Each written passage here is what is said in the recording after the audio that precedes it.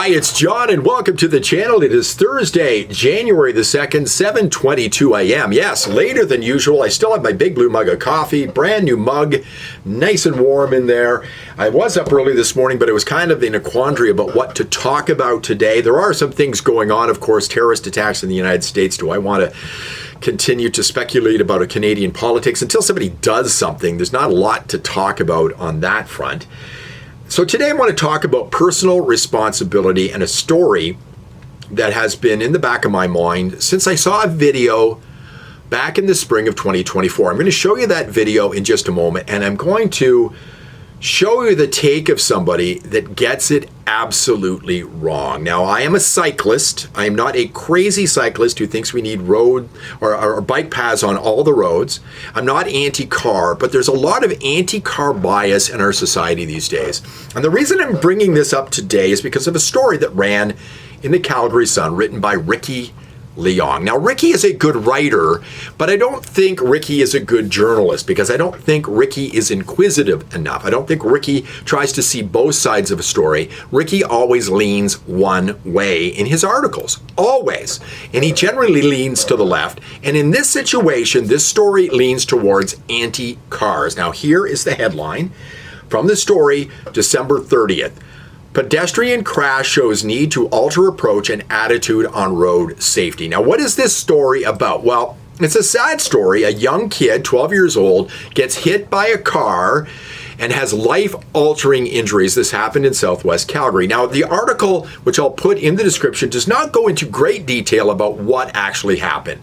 But the article does tend to put the blame on drivers, not just the driver of the car that hit this 12-year-old, but bad drivers. It's always the fault of the driver. It's always the fault of the car. It's an anti-car attitude. We have a very anti-car attitude here in Calgary.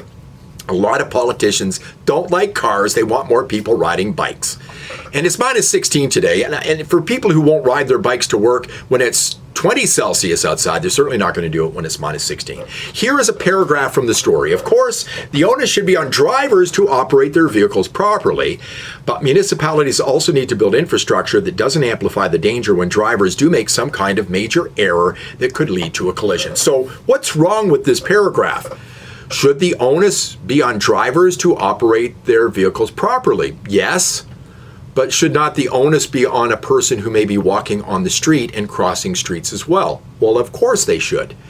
And do drivers make major errors? Yes, they do. But what about people who are walking and pedestrians? Do they not make major errors as well?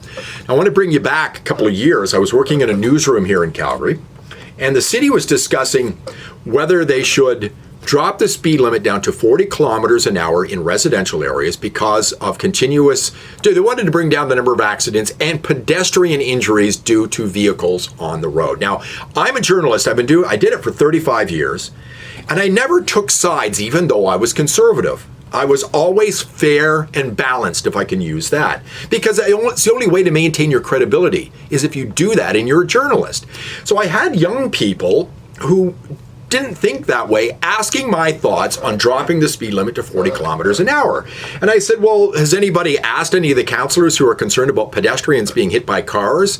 And those same councillors who want the speed limit down to 40 because of that issue, has anybody asked any of the councillors or anybody that works for the city that deals with traffic in Calgary, has anybody asked them, why are more people and pedestrians being hit by cars? Why is that happening? Did nobody ask that question? And I said, what would be the cause of more pedestrians being hit by cars?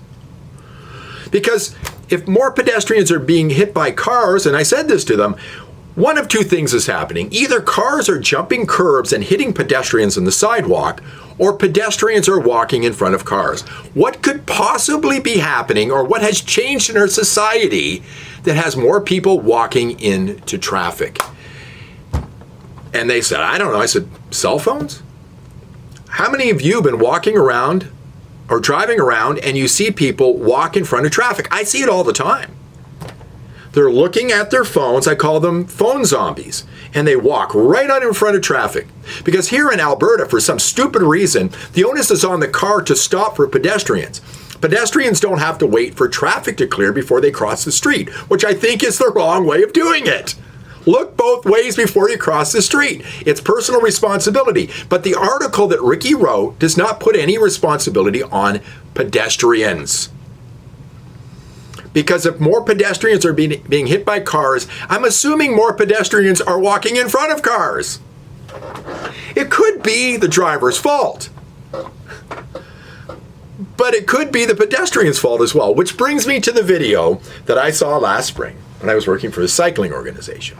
And here it is. This, the RCMP in British Columbia put this video out, and the firestorm on social media was swift from the anti-car people. So let's take a look at that video, and I'll give you my thoughts on what I saw, and then I'll give you the thoughts of somebody who got it completely wrong that was interviewed for a story out of CTV Vancouver.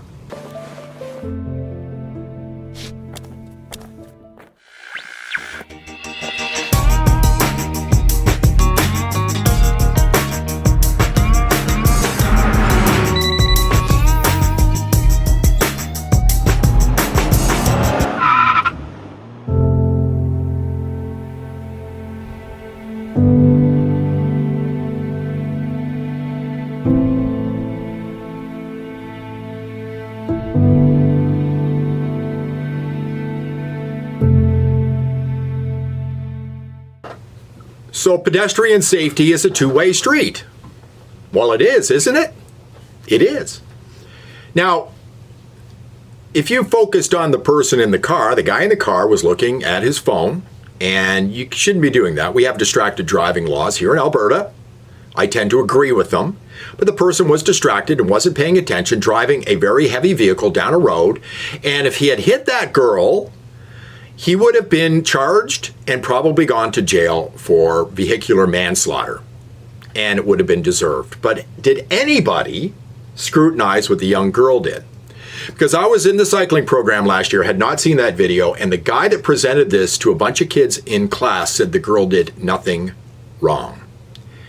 And it infuriated me. And I didn't bring it up with this company I was working for, but I would never, ever show that to kids and say that girl did nothing wrong. Because did you see anything she did wrong? You're damn right she did a lot wrong.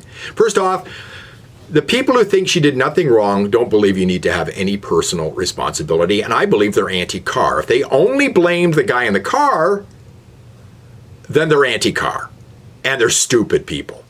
First off, what'd she do? She puts earbuds in, turns up her music loud, and pulls a hoodie over, and she has no peripheral vision, so she has no self-awareness at all.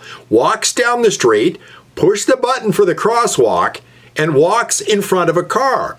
What's the first rule you learned when you were a kid about crossing the street? Look both ways.